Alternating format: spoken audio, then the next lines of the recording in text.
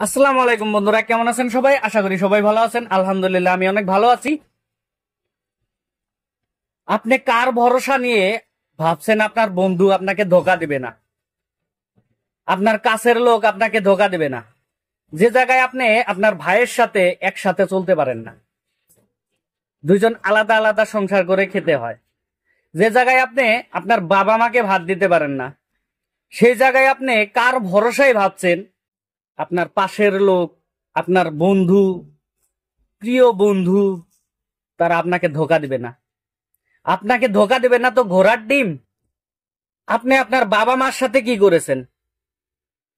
বাবা মাকে তো ভাগ করে দিয়েছেন, 1 মাস আপনার বাড়ি, 1 মাস আপনার ভাইয়ের বাড়ি, আবার আপনার বোনের বাড়ি। তাহলে কি আপনার সাথে কি বেইমানি না হয় কি হবে?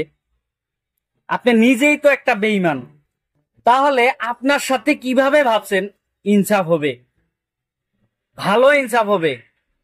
উপরে একজন বিচার করা আছে, তো যেটা ইনসাফ সেটা করবে উপরবেলায়।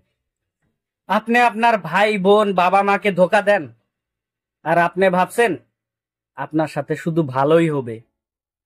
হবে না, হবে না, এটা কখনোই হতে পারে না।